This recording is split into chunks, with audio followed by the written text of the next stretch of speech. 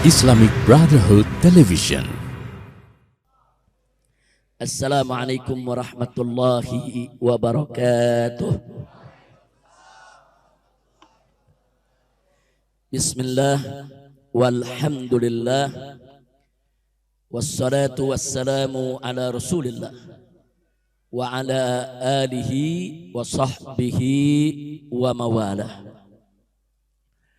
Siyadatul habaib asyurafa wa sa'adatul ulama il-fudala wa jami'il hadirin al-hibba'il a'izza rahimakumullah. Fi hadhihi al-munasabati as-sa'idah wa bihadzal masjidil mubarak la ansa an usiyakum jami'an wa nafsi bi taqwallah wa bi ta'ati Rasulillahi sallallahu alaihi wa alihi wa sahbihi wa sallam. Fa nas'alullah subhanahu wa ta'ala an yaj'alana jami'an minal muttaqin. Amin ya rabbal alamin. Hibail kiram, setelah puja dan puji kita panjatkan bagi Allah Jalla Jalaluh, setelah salawat dan salam kita sampaikan untuk junjungan Nabi kita yang tercinta Sayyiduna Muhammad sallallahu alaihi wa alihi wa sahbihi wasallam, maka dalam kesempatan yang penuh kebahagiaan ini, di tempat yang penuh keberkahan ini, tidak lupa saya sampaikan apresiasi dan penghargaan. Pertama, untuk para ustadz, para tuan-tuan guru yang selama ini dengan tekun terus mengajar, mengisi majelis taklim rutin Rabu malam Kamis di Masjid Jami' Al-Islah. Jadi tanpa bantuan para guru tersebut, majelis ini sudah lama bubar. Majelis ini sudah lama tidak ada. Tapi dengan segala kelebihan dan kekurangannya, para guru-guru kita telah mengisi secara bergantian sehingga majelis ini sampai hari ini masih tetap ada. Alhamdulillah, jazahumullahu khairal jaza. Kita doakan para guru kita semoga mendapatkan ganjaran yang berlipat ganda. Yang kedua, yaitu segenap pengurus daripada Masjid Jami' Al-Islah yang sejak dulu awal daripada pendirian majelis ini, di masjid ini para pengurus yang walaupun silih berganti datang dan pergi, dari mulai orang-orang tua kita terdahulu sampai saat ini, terus membuka pintu masjid ini untuk majelis taklim dan terus memberikan support, memberikan semangat baik kepada guru maupun kepada jamaah dengan menyediakan membuka pintu masjid ini untuk majelis taklim rutin Rabu malam Kamis di Petamburan. Alhamdulillah, kita doakan segenap pendiri Masjid Al-Islah maupun para pengurusnya yang masih ada maupun telah meninggalkan kita, supaya mereka semua senantiasa dilimpahkan oleh Allah rahmat, magfirah dan barokahnya. Amin ya rabbal alamin. Dan mudah-mudahan Masjid Al-Islah terus akan menjadi masjidan ma'muran thayyiban mubarakan. Amin ya rabbal alamin. Nah, kemudian secara istimewa salam penghormatan, apresiasi yang tinggi, ucapan terima kasih kita sampaikan kepada seluruh jamaah yang setia, yang terus, saudara, mau bagaimanapun kondisinya, mau lagi ramai, mau lagi sepi, mau lagi hujan, mau lagi cerah, begitu juga tim hadrah kita yang terus dengan setia menemani daripada pengisian majelis ini. Kita sampaikan terima kasih, kita hormati, kita hargai dengan segala kelebihan dan kekurangannya. Semoga antum semua yang telah setia memakmurkan masjid ini dan memakmurkan majelis daripada Rabu malam Kamis, semoga diberikan oleh Allah subhanahu wa ta'ala segala kemudahan dalam urusannya, digabulkan hajatnya, dihasilkan maksudnya, dibahagiakan dunia dan akhiratnya. Amin ya rabbal alamin. Yang berikutnya kita juga sampaikan terima kasih, apresiasi, penghargaan kepada seluruh warga Petamburan Masyarakat tetangga masjid. Ya mungkin selama setiap malam Kamis ada yang agak terganggu ya ikhwan. Karena kadang-kadang pengajiannya sampai jam 11, kadang-kadang sampai jam 12 malam. Tapi masyarakat menganggap biasa karena memang sudah puluhan tahun saudara. Tapi sungguh pun begitu, tetap saudara, kerelaan masyarakat, keridhaan masyarakat itu juga menjadi support buat kita semua. Nah maka itu kepada seluruh masyarakat Petamburan, warga yang ada di sekitar Masjid Al-Islah, kita sampaikan terima kasih kepada mereka, penghargaan untuk mereka atas segala dukungannya adanya majelis taklim Rabu malam Kamis di masjid ini. Mudah-mudahan seluruh masyarakat Petamburan, khususnya warga yang ada di sekitar Masjid Al-Islah ini, dimudahkan segala urusannya oleh Allah Subhanahu wa taala. Dibukakan pintu rezekinya, dimaafkan segala kesalahannya, dimudahkan segala urusannya, disenangkan dunia hingga akhiratnya. Amin ya rabbal alamin. Jadi sekali lagi tentu dengan segala kita tahulah setiap pengajian tuh pasti ada kekurangan. Setiap ustadz jamaah pasti ada kekurangan. Tapi malam ini kita tidak ingin menyebut kekurangan. Kita ingin menyebut bagaimana kelebihan mereka sampai malam hari ini pengajian ini tetap ada ya. Walaupun saya 3,5 tahun ada di Mekah, saya tidak hadir di majelis ini. Walaupun saya 1,5 tahun ada di hotel bintang 7. Kok ketawa ente? Tega banget nyebut di penjara. Hotel bintang, tahu jamu bintang 7 buat apa? Buat obat? Nah, lu rasain penjara. Nah, jadi kalau rasain penjara puyeng, nah itu dia bintang 7. Masya Allah. Tapi alhamdulillah, walaupun 5 tahun, bahkan setelah saya keluar dari penjara pun, saya belum bisa ikut rutin di masjid ini. Saudara, saya masih mempertimbangkan keamanan, masih mempertimbangkan kesehatan, masih banyak yang perlu dipertimbangkan. Apalagi status saya masih pembebasan bersyarat. Jangan sampai ada orang-orang yang tidak suka menjadikan itu sebagai celah saudara. Sehingga selama ini saya belum bisa hadir. Tapi insya Allah nanti di bulan Syawal saat kita buka kembali majelis Rabu malam Kamis, insya Allah saya bisa hadir rutin di masjid ini. Amin ya rabbal alamin. Maka itu kita himbau semua jamaah. Nanti begitu pembukaan kita buka dan kita lanjut, setiap malam Kamis kita kumpul di masjid ini, kita baca burdah, baca zikir, baca doa, baca kitab, tanya jawab, soal-soal agama. Insya siap hadir, siap hadir, takbir, sallu ala nabi, Allahumma salli wa sallim wa barik alaih wa ala alih. Nah itu pertama dari pembukaan sambutan saya pada malam hari ini.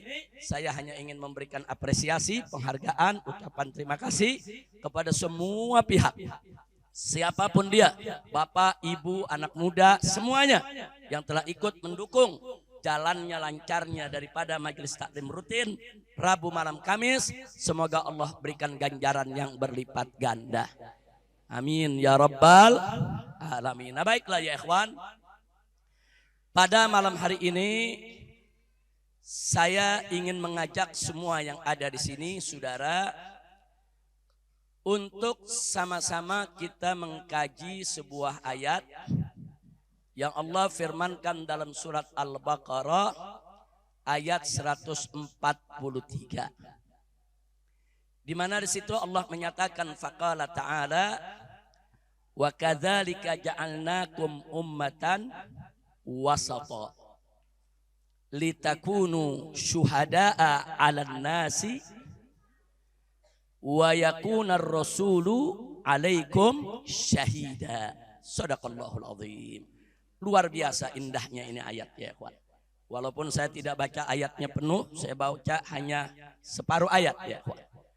Di situ Allah mengatakan wa kadzalika, dan demikian pula ja'alnakum, kami jadikan kamu sekalian, hei umat Islam, hei orang yang beriman, ummatan wasata, sebagai umat yang pertengahan. Pertengahan, tidak berlebihan di dalam memahami dan mengamalkan ajaran agama, begitu juga tidak abai, tidak lalai di dalam melaksanakan ajaran agama. Ada pertengahan, saudara. Nah, kemudian Allah nyatakan dalam ayat itu, untuk apa itu semua? Litakunu syuhada'a 'alan nas, agar kamu sekalian menjadi saksi atas perbuatan umat manusia. Jadi kita ini umat Islam, saudara, menjadi umat pertengahan, kita akan menjadi saksi apa yang dilakukan oleh umat manusia di dunia yang ada di sekitar kita. Kemudian selanjutnya Allah menyatakan wa yakunar rasulu alaikum syahida, dan Nabi pun akan menjadi saksi bagi kamu sekalian. Kita jadi saksi untuk umat manusia, Nabi akan jadi saksi buat kita sebagai umatnya, saudara. Nah, yang ingin saya garis bawahi adalah kalimat ummatan wasato. Allah menyebut kita umat yang pertengahan. Apa sih pengertian ummatan wasato? Kalau di zaman modern ini, biasa disebut umat yang moderat. Tidak radikal, tidak liberal, saudara. Atau kalau dalam bahasa Arabnya, tidak ifrat, tidak tafrid. Apa itu ifrat? Ifrat itu al-ghulu fil qabul, menerima pemahaman agama secara berlebihan. Itu namanya al-ghulu fil qabul, dalam menerima ajaran agama berlebihan. Itu disebut ifrat. Nah, lawannya tafrid. Tafrid itu orang yang suka melalaikan, menghilangkan ajaran agama. Dia remehin ajaran agama, saudara. Nah, kalau di zaman sekarang ini, kelompok yang ifrat itu kelompok radikal. Kelompok yang memahami Islam secara berlebihan. Sedangkan yang tafrid ini kelompok liberal, yang memahami Islam semau-maunya, seenak-enaknya, sesuka-sukanya, sehingga dia banyak mengabaikan kewajiban agama, saudara. Jadi sekali lagi kita disebut oleh Allah ummatan wasato, yang pertengahan. Pertengahan artinya tidak radikal, tidak liberal. Pertengahan artinya tidak ifrat, tidak tafrid, saudara. Betul-betul pertengahan. Itulah yang dimaksud dengan istilah zaman sekarang, moderat. Jadi moderat itu artinya memahami Islam apa adanya, sesuai yang dikehendaki oleh Allah dan Rasulnya, tanpa ditambah, tanpa dikurangi, tidak berlebihan, tapi juga tidak meremehkan, saudara. Itulah umat Nabi yang diinginkan oleh Allah dan Rasulnya, insya Allah. Nah, untuk lebih jelasnya, saya berikan dua contoh, saudara. Contoh pertama dalam urusan jihad. Contoh kedua dalam urusan rumah tangga. Saudara, dalam urusan jihad ada satu ayat Allah Subhanahu wa taala menyatakan dalam Al-Qur'an kepada orang yang beriman, wa qatilul musyrikina kafah. Artinya perangilah orang-orang musyrik kafah semuanya. Jadi ayat ini memerintahkan orang beriman untuk perangi itu orang-orang musyrik. Perangi itu orang-orang kafir semuanya. Kafah seluruhnya. Ayat ini, saudara, kalau dipahami secara ifrat atau tafrid berbahaya. Kalau dibawa ke paham radikal atau dibawa ke paham liberal berbahaya. Mari kita lihat kelompok ifrat, kelompok radikal nih, yang berlebihan di dalam memahami ajaran agama. Apa dia bilang? Tuh, Allah perintahkan kita untuk bunuh orang musyrik semuanya. Udah habisin aja orang kafir, bunuh semua. Bahaya gak? Bahaya gak? Bahaya ya ikhwan. Dia pakai dalil firman Allah. Bukan dalilnya yang salah, bukan firman Allahnya yang salah, pahamnya yang salah. Dia memahami ayat secara berlebihan. Al-ghulu fil qabul. Cara dia menerima ayat tersebut terlalu emosional, saudara. sehingga dia berlebihan, sehingga dia melakukan ifrat, sehingga dia memahami ayat sebagai perintah untuk menghabisi semua orang kafir dan musyrik tanpa pandang bulu. Ya, nah, saya mau tanya, paham begini bahaya gak? Bahaya gak? Itu radikal namanya ya, Wan. Itu namanya. Kenapa dia radikal? Karena dia punya paham ifrat. Karena dia terlalu berlebihan di dalam memahami Islam. Kira-kira jelas tidak? Nah, sekarang yang liberal. Kalau liberal tadi tafrid. Dia mengabaikan. Apa dia bilang begitu lihat ayat tuh? Lihat tuh dalam Al-Quran. Masa kita disuruh main bunuh gitu orang kafir musyrik semua?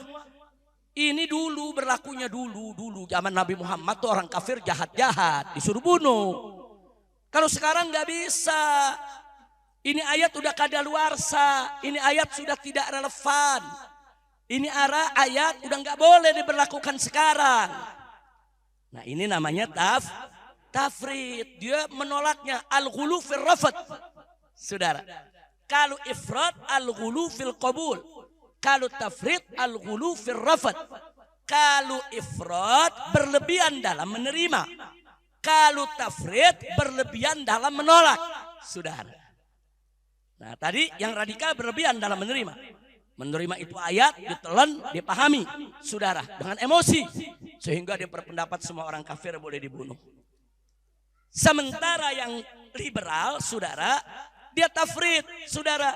Dia berlebihan dalam menolak. Dia menolak ini ayat. Dia mau tolak kewajiban jihad.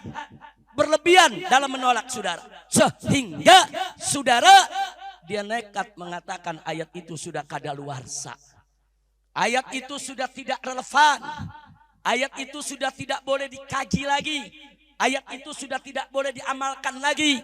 Nanti dia katakan ayat itu melanggar HAM. Tidak sesuai dengan hak asasi manusia. Ayat itu sudah kadaluarsa. Ayat itu sudah ketinggalan zaman. Ini namanya paham tafrid. Saudara. Nah paham semacam ini saya tanya. Bahaya tidak? Bahaya. Dia bisa menghapus hukum jihad. Hukum jihad dihapus. Saudara. Nah jadi sekali lagi. Inilah bahaya radikal dan liberal. Sama-sama bahaya ya ikhwan. Liberalnya bahaya. Radikalnya juga bahaya.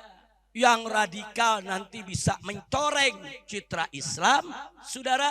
Yang liberal justru dia merusak. Ini sama-sama merusak. Jadi yang ifrat merusak, yang tafrid juga merusak. Kira-kira jelas gak? Paham? Sekali lagi saya tanya, paham radikal bahaya tidak? Paham liberal bahaya tidak?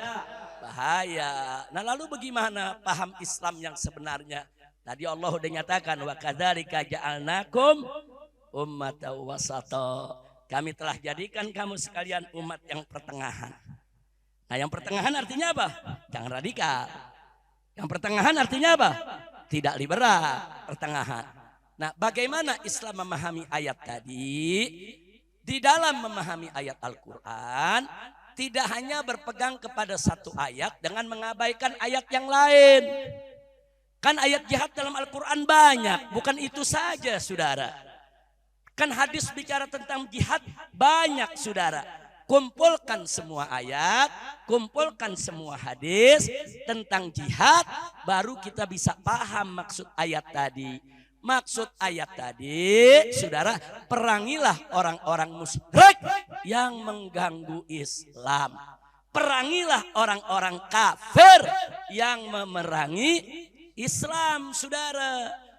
Jadi orang-orang kafir yang memerangi Islam, orang-orang musyrik yang memerangi Islam, orang kafir, orang musyrik yang membantai umat Islam, yang menghabisi umat Islam, lawan, saudara, lawan, habisi mereka. Itu perintah ayat. Kira-kira jelas gak? Lalu kalau orang kafir yang nggak menyerang Islam, nggak boleh. Kalau orang kafir yang berhubungan baik dengan umat Islam, enggak boleh. Kalau orang kafir yang tidak mengganggu umat Islam, enggak boleh. Makanya dalam fikih dibagi orang kafir itu ada 4 macam. Yang pertama kafir zimmi, orang kafir yang hidup di negara Islam, dia berkelakuan baik, dia ikut aturan, dia menjaga keamanan, ketertiban, semua aturan dia patuhi, saudara. Itu kafir zimmi, nggak boleh kita ganggu, haram kita ganggu hartanya, dan haram kita ganggu keselamatan badan dan nyawanya. Kira-kira jelas tidak?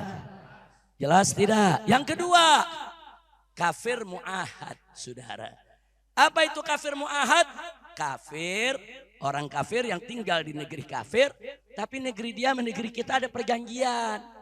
Ada perjanjian damai, perjanjian kerjasama, perjanjian ekonomi, perjanjian politik, perjanjian keamanan untuk tidak saling mengganggu, saudara. Maka warga kita ke negeri dia harus aman, warga dia ke negeri kita juga harus aman. Kira-kira jelas gak? Gak boleh kita ganggu. Yang berikutnya kafir musta'man, saudara. Siapa itu kafir musta'man? Kafir yang minta perlindungan kepada umat Islam. Ada orang kafir tinggal di negeri kafir, cuman negerinya kejam, zalim. Rakyatnya dibunuh, rakyatnya dirampok, saudara. Nah, orang kafir ini protes, dikejar-kejar, mau dibunuh. Dia lari ke negeri kita, minta suaka politik, minta perlindungan hukum. Kemudian negara kita berikan, dilindungi. Silakan dia masuk tinggal di negeri kita. Itu namanya kafir musta'man. Enggak boleh kita ganggu, saudara. Begitu saya tanya, Islam indah gak? Indah gak? Jadi apa semua orang kafir boleh dibunuh? Apa boleh semua orang kafir boleh dihabisi? Apa semua orang kafir boleh diperangi? Saudara, enggak boleh. Kafir zimmi enggak boleh kita ganggu. Kafir mu'ahad nggak boleh kita ganggu. Kafir musta'man nggak boleh kita ganggu. Yang keempat, kafir harbi. Siapa itu kafir harbi? Orang kafir yang terang-terangan memerangi umat Islam, saudara. Dia membakar rumah umat Islam, membunuh umat Islam, membantai umat Islam, saudara, memperkosa perempuan-perempuan Islam, menghabisi anak-anak orang Islam, saudara. Orang kafir semacam ini, saudara, halal darahnya untuk ditumpahkan dan wajib untuk kita perangi mereka, saudara. Bukan lagi boleh, wajib, dalam rangka untuk membela umat Islam yang terzalimi. Kira-kira jelas tidak? Jelas tidak? Nah, sekarang saya tanya, ada radikal, ada liberal, saudara, ada umat Islam yang ikut ajaran Islam secara kafah. Saya mau tanya, saudara, yang ngawur yang mana? Radikal ngawur gak? Liberal? Islam?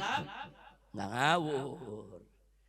Radikal ngawur, liberal ngawur, tapi Islam yang moderat ngawur tidak? Enggak. Sampai di sini jelas? Sampai di sini jelas? Tahu makna Islam moderat? Tahu makna Muslim moderat? Paham? Alhamdulillah. Sekarang yang kedua saya kasih contoh. Urusan rumah tangga. Di dalam surat An-Nisa ayat 34 Allah menyatakan tentang perempuan-perempuan yang dikhawatirkan saudara melakukan nusus, melanggar perintah suami. Saudara mengkhianati suami. Di situ Allah katakan wallati takhafuna nusyuzahunna fa'izuhunna wahjuruhunna fil madaji wadribuhunna. Subhanallah. Dalam ayat ini apa disebut?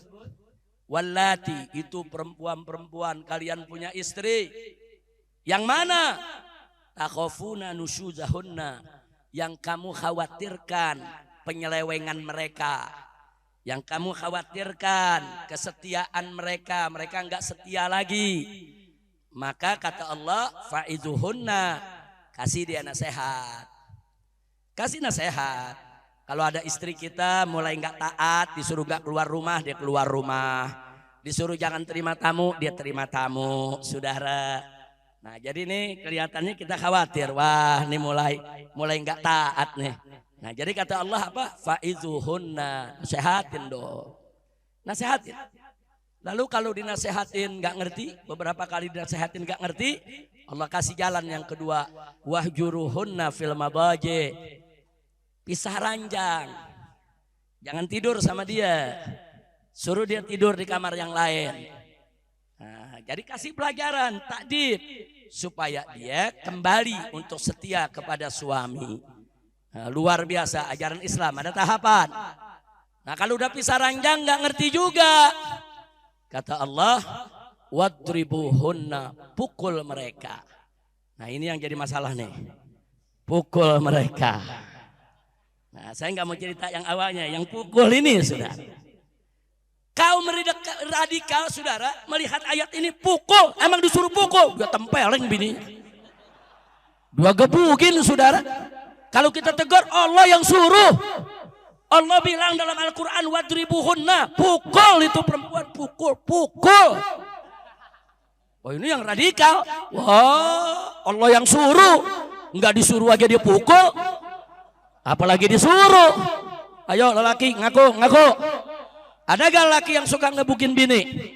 Ada gak? Kejam loh. Jangan ini paham radikal. Mentang-mentang Allah suruh pukul, dia pukul semau-maunya saudara. Itu paham? Radikal. Itu ifrat. Berlebihan di dalam memahami agama saudara. Berlebihan di dalam menerima dan memahami suatu ayat. Terlalu emosi. Betul Allah suruh pukul saudara, tapi bukan seenaknya kita mukul, bukan semau-maunya kita pukul saudara. Nah paham begini disebut paham radikal. Bahaya gak? Bahaya gak? Kalau ikut paham radikal, bini bonyok gak? Bu, gawat gak bu? Gawat, bonyok urusan tuh bini.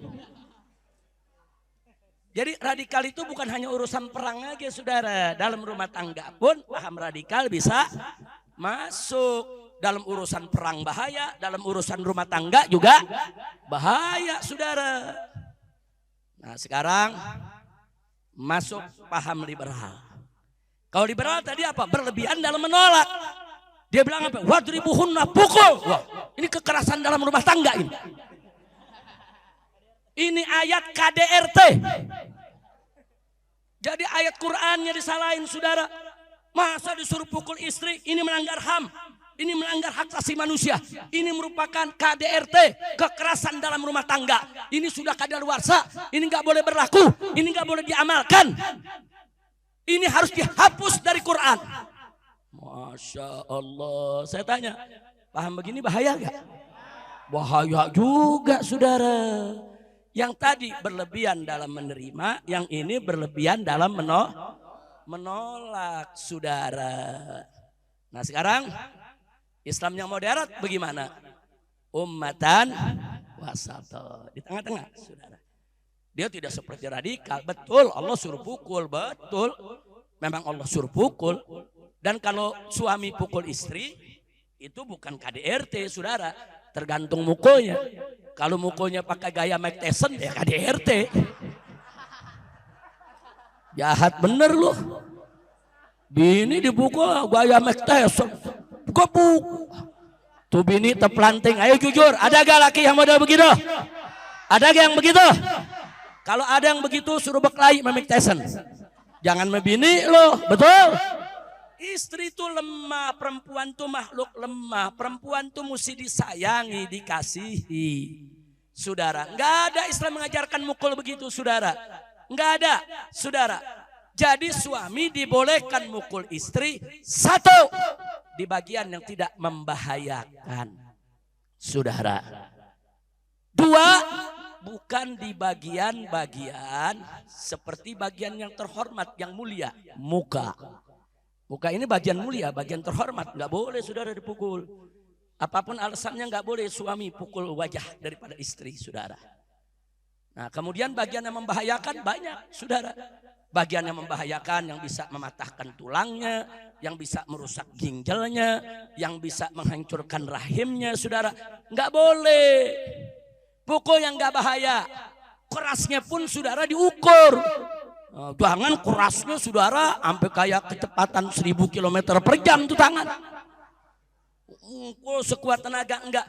Pukul dia punya pahanya, pukul bagian yang tidak membahayakan, menunjukkan kalau kita marah, menunjukkan kalau kita tidak ridho, menunjukkan kalau kita tidak suka. Silakan kita bentak, silakan kita marahi, tapi pukul ada batasannya, saudara. Pukulan yang tidak membahayakan, pukulan yang tidak melukai, pukulan bukan di tempat yang terhormat. Kira-kira jelas tidak? Jelas tidak? Berarti suami mukul istri boleh gak? Boleh, asal ikut aturan. Jadi kalau suami sekedar marah sama istri, pukul pantatnya, KDRT bukan? KDRT bukan? Terus tuh istri lapor polisi, terus polisinya nanggepin, sama-sama geblek. Ya pukul pantat doang pakai lapor polisi. Udah gitu pakai diladenin laporan. Kecuali kalau mukul pantatnya pakai baja. Lo yang kelewatan, emang mesti lapor polisi itu begitu. Betul? Itu kalau begitu laporin aja polisi, betul? Setuju? Mesti lapor polisi. Teman kalau nabok sedikit.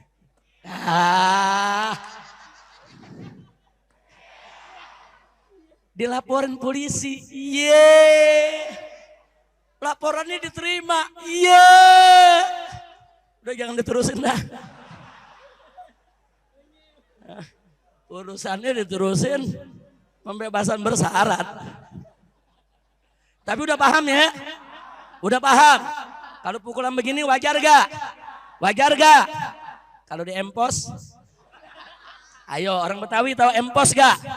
Apa empos? Hah? Nah, lu pernah di empos sama emak?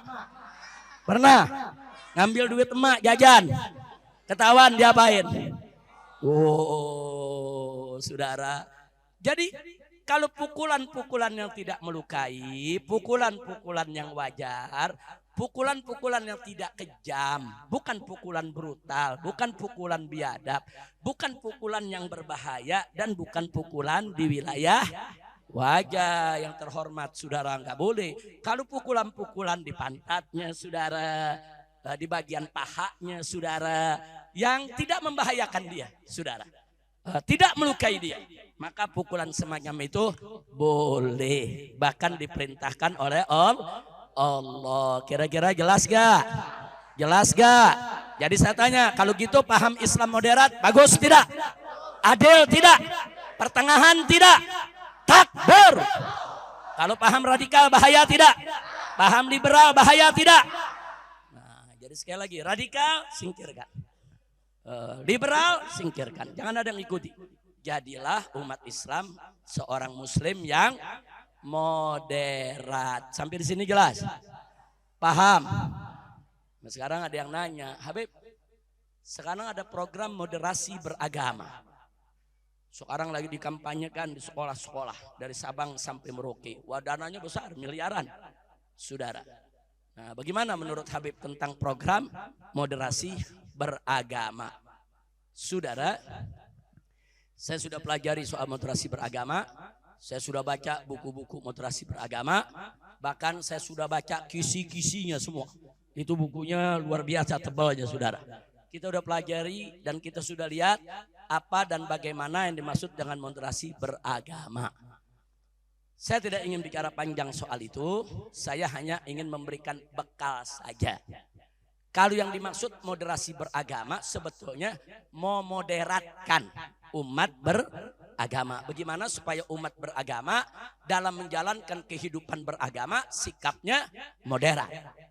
Nah, jadi kalau moderasi beragama maksudnya seperti itu, memoderatkan paham umat Islam supaya tidak radikal, supaya tidak liberal, sesuai dengan ajaran Islam, ya bagus, kita terima. Kalau memang itu merupakan program untuk menjauhkan umat Islam dari sifat radikal dan sifat liberal. Kira-kira jelas tidak? Tapi kalau yang dimaksud moderasi beragama, ajaran Islamnya yang mau dimoderatkan. Ini lucu. Kenapa lucu? Karena Islam sudah moderat. Umat Islam ini sejak dulu ummatan wasata. Al-Quran sudah turun 14 abad yang lalu. Sebelum kata moderat itu lahir, Islam sudah nyebutin dari saat Al-Quran itu turun. Di mana Allah nyatakan wa kadzalika ja'alnakum ummatan wasata. Jadi sebelum moderasi beragama datang 14 abad yang lalu, Allah sudah memberikan kesaksian umat Islam ini harus menjadi umat yang moderat, saudara. Jadi kalau mau dimoderatkan lagi, apanya yang mau dimoderatkan, saudara? Jadi yang perlu dimoderatkan itu yang radikal, wajib dimoderatkan. Yang harus dimoderatkan yang liberal, wajib untuk dimoderatkan.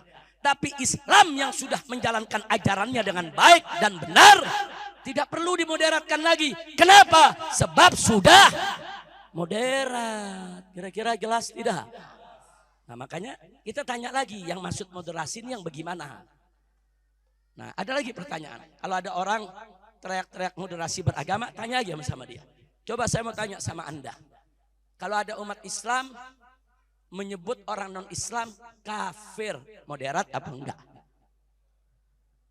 Kalau dia katakan tidak moderat, maka berarti programnya enggak benar, saudara. Kenapa? Karena kita dari zaman Nabi sampai hari ini menyebut orang di luar Islam kafir, saudara. Jadi umat Islam dari zaman Nabi sampai saat ini, tatkala menyebut orang di luar Islam itu kafir, dia sudah moderat. Sudah. Nah, jadi kalau ada yang punya program, wah itu tidak moderat, berarti ada yang nggak beres tuh dalam programnya. Kira-kira jelas gak? Paham gak? Nah, jadi kalau Anda duduk di satu tempat, diikut sertakan dalam program moderasi, tanya aja sama yang ngisi. Saya mau tanya, kalau ada umat Islam nyebut orang di luar Islam kafir, moderat ya? Enggak ya? Kalau dia jawab enggak moderat, berarti programnya enggak beres ya. Tanya lagi yang kedua. Kalau umat Islam mengatakan mengucapkan selamat Natal itu haram. Dia tidak mau ikut Natal, moderat apa enggak? Kalau menurut dia, saudara, oh itu tidak moderat. Berarti programnya enggak beres, saudara. Kenapa? Karena umat Islam yang mengharamkan Natal dan tidak ikut Natal ikut fatwa para ulama. Itu ajaran Islam. Moderat tidak? Moderat, saudara. Kenapa disebut tidak moderat? Kira-kira jelas gak? Nah begitu tanya juga sama dia. Kalau ada perempuan Islam pakai jilbab, pakai cadar, moderat gak? Tanya dia sudah. Kalau dia bilang tidak moderat, berarti programnya gak beres, saudara. Berarti programnya itu bukan moderasi itu. Itu program liberalisasi yang dibungkus dalam bentuk moderasi. Saudara, itu bukan moderasi, itu modernisasi. Beda tuh. Modernisasi memodernkan. Dianggap tuh kalau orang maksiat tuh udah modern, saudara. Kalau moderat enggak. Moderat itu sikap pertengahan di dalam mengamalkan ajaran Islam. Terus tanya lagi sama dia. Kalau umat Islam nggak mau pilih orang kafir sebagai pemimpin, moderat nggak? Tanya sama dia. Kalau dia bilang, oh itu tidak moderat, berarti programnya nggak beres, saudara. Kira-kira jelas gak? Jelas gak? Tapi kalau dia jawab moderat, semua yang kita tanya dia jawab moderat itu, moderat itu, moderat itu, berarti programnya bagus, saudara. Kira-kira paham? Paham? Nah sekarang saya mau tanya yang hadir sini jujur. Kalau orang Islam menyebut orang di luar Islam kafir, moderat tidak? Moderat tidak? Kenapa moderat?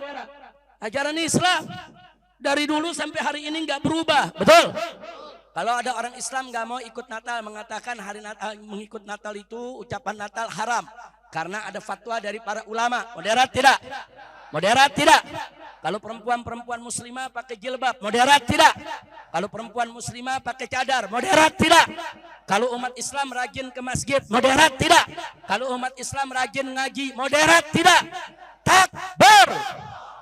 Sallu ala nabi. Nah, jadi jangan diputar-putar. Jadi kita bilang moderat, dia nuduh kita nggak moderat. Enak aja saudara. Kita nggak mau pilih orang kafir sebagai pemimpin. Oh itu tidak moderat. Dari mana nggak moderat? Pala lu bomenyan. Masya Allah, kira-kira jelas gak? Paham? Nah saya mau tanya, siap jadi Islam moderat? Siap jadi Muslim yang moderat? Apa maksud moderat? Ummatan wasata, umat yang pertengah, tidak radikal, tidak liberal. Siap tolak radikal, siap tolak liberal. Takbir. Alhamdulillah, jelas semua ya.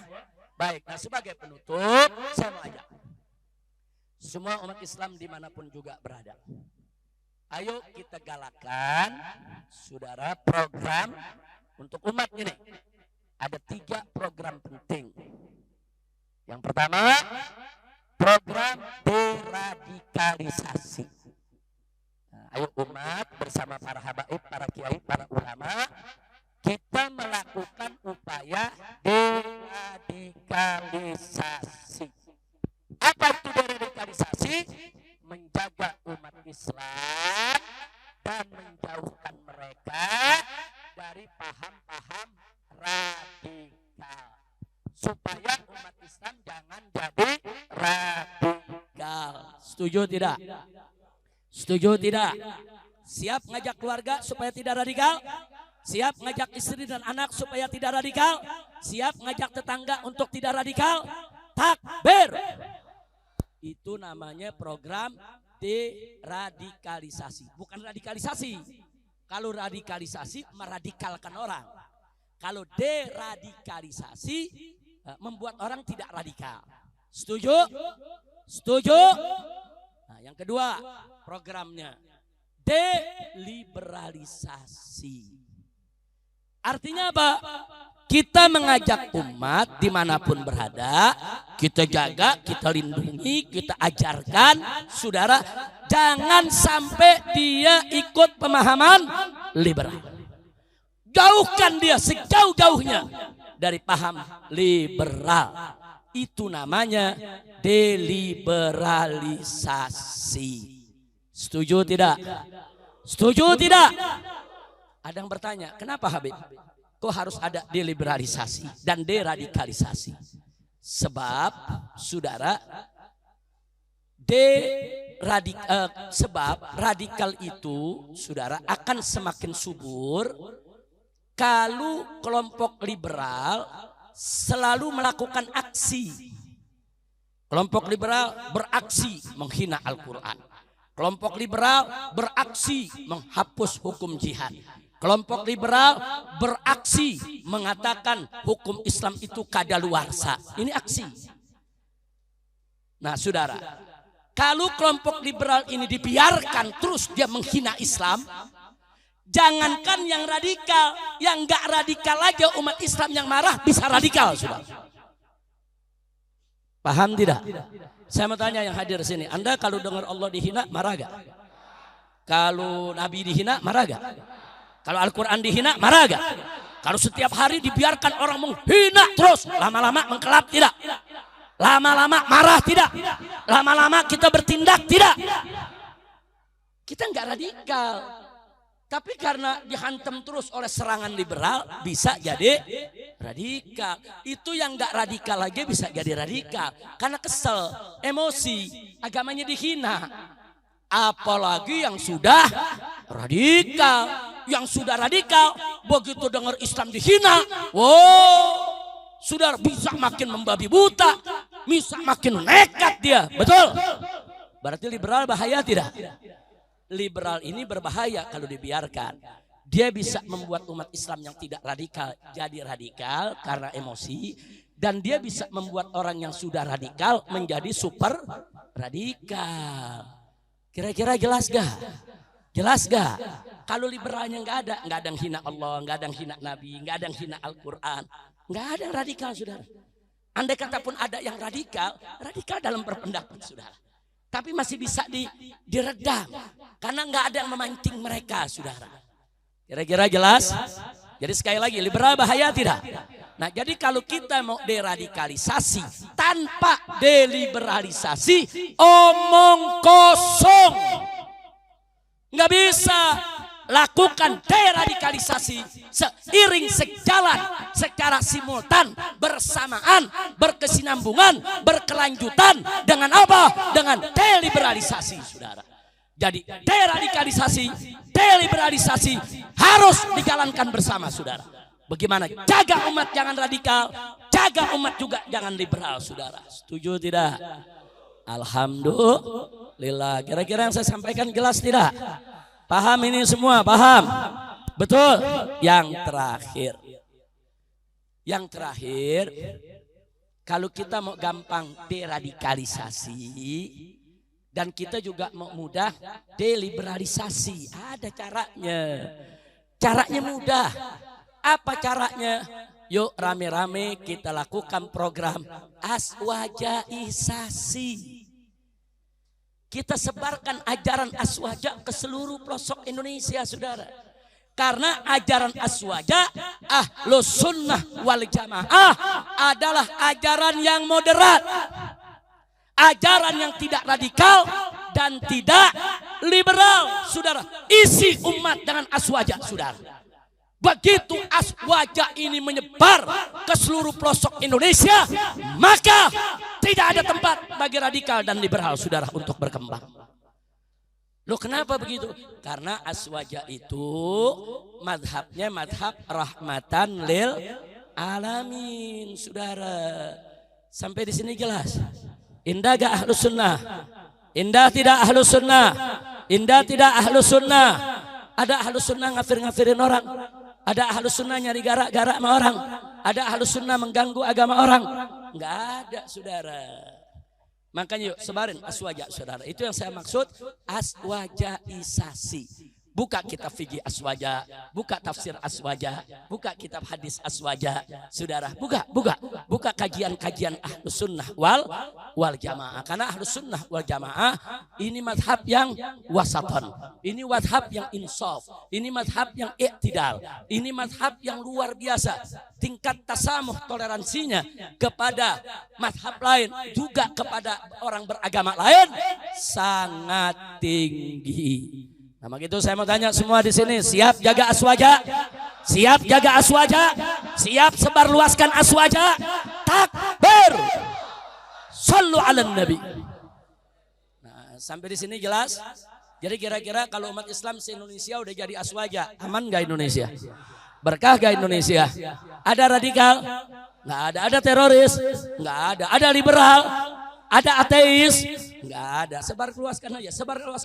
Di majelis-majelis di mana-mana sebarluaskan aswaja Ahlus Sunnah wal Jamaah. Sebarluasin seluas-luasnya Ahlus Sunnah wal Jamaah. Itulah kunci negeri ini bisa tetap aman dan damai, insya Allah. Nah, itu yang bisa saya sampaikan.